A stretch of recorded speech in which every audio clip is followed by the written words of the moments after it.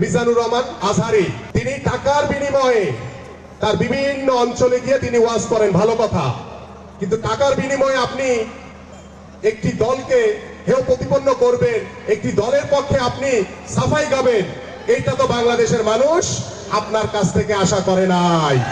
আমি ভোট করতে পারলাম না, তাহলে কি ছিড়ছেন আপনার ক্ষমতায় বসে? কে যেন আজহার নাকি মাজার একজন আছে, আইরে রাজনীতি করবেন স্বনামে আসে, 2.5 লাখ লেগে রাজনীতি করেন, জামাতে জয়েন করেন, আপনাদের ঘাড়ে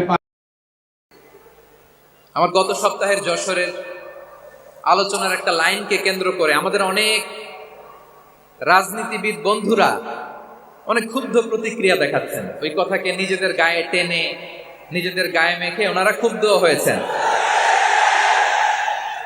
প্রিয় ভাইয়েরা, আমি বলেছিলাম যে একদল খেয়ে গিয়েছে, আরেক দল খাওয়ার জন্য রেডি হয়ে আছে।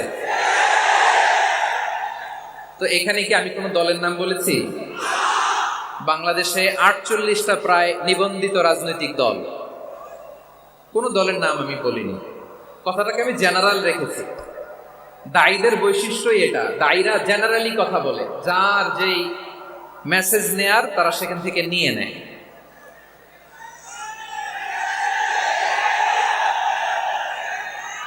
তো কোনো দল এটা নিয়ে কোনো কথা বলল না, আপনারা এটাকে নিজের গায়ে যে মাখালেন, এটা ঠিক হয়নি।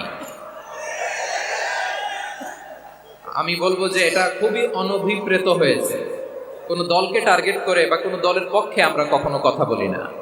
আমরা কোরআনের পক্ষে কথা বলি, ইসলামের পক্ষে কথা বলি, ঠিক কিনা বলেন? সো একটা জেনারেল কথাকে যদি আমার রাজনীতিবিদ বন্ধুরা নিজেদের গায়ে মাখেন, ক্ষুব্ধ প্রতিক্রিয়া জানান, এতে করে সাধারণ জনগণের কাছে একটা নেগেটিভ মেসেজ যাবে ওনাদের ব্যাপারে। এটা হোক আমরা চাই না। এদেশের যত এই যে আমার ভাইয়েরা, এই যে আমি এই যে কথা বলতেছি, সাদা টুপি, ও আচ্ছা, চলে যাবেন না, একটু জায়গা দিয়ে দেন ওনাকে। হয় কি, লক্ষ লক্ষ মানুষের ভিড়ে আপনি যদি উঠতে চান খুব কঠিন হয়ে যায়। যদি পারেন একটু বসেন, আর না পারলে ভাইকে একটু জায়গা দিয়ে দেন। আমার দিকে তাকান, এই সিলেট, এদিকে তাকাও, এদিকে এদিকে, ফাইন।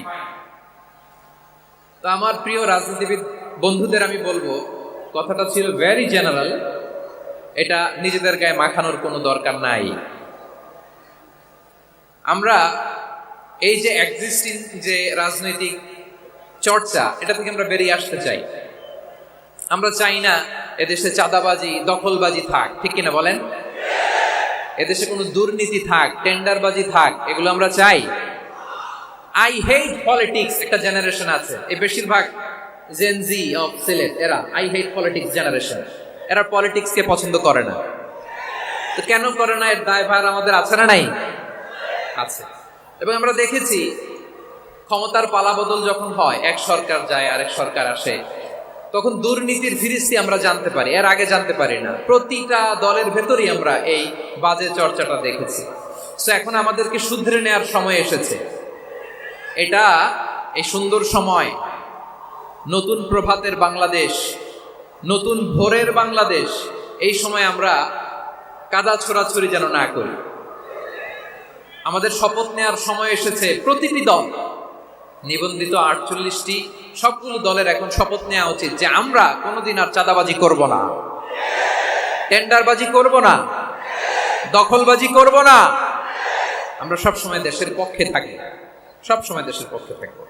সেই কথাগুলো ছিল ভেরি জেনারেল। যে কথাগুলো আমরা জেনারেলি বলি, এগুলো জেনারেলি আপনারা নিবেন। আমার রাজনীতিবিদ বন্ধুদের কাছে এটাই আমার কামনা। আর এই জাতীয় বার্তা যখন আমরা দেই, তখন যদি আপনি বলেন যে পারলে রাজনীতিতে আসেন, পারলে দল করে দেখান, এটা হইল? আমি কি এরকম কোনো কথা বলেছি? না। আমি একজন মুফাসসিরে কোরআন, আমি একজন আলেম, এর বাইরেও আমার সবচেয়ে বড় পরিচয় আম আ সিটিজেন অফ বাংলাদেশ। আমি বাংলাদেশের একজন সাধারণ নাগরিক। আমার দেশের যে কোনো সমস্যা, যে কোনো ইনকনসিস্টেন্সি, অসঙ্গতি নিয়ে মত প্রকাশের স্বাধীনতা আমার আছে না নাই? আপনারাই তো বাক স্বাধীনতার কথা বলেন, ফ্রিডম অফ স্পিচের কথা বলেন, বাক স্বাধীনতার কথা বলেন। আপনারাই যদি আবার কোনো মন্তব্যের কারণে বলেন যে রাজনীতির মাঠে আসেন, দল করেন, দেখি কতটুকু পারেন, এটা ঠিক হবে না। তাই প্রিয় ভাইয়ের আসুন আমরা দল মত নির্বিশেষে কাঁধে কাঁধ মিলিয়ে সোনার বাংলাদেশ গড়ি, দুর্নীতিমুক্ত বাংলাদেশ গড়ি, যে বাংলাদেশের জন্য রক্ত দিয়েছে আবু সাইদ,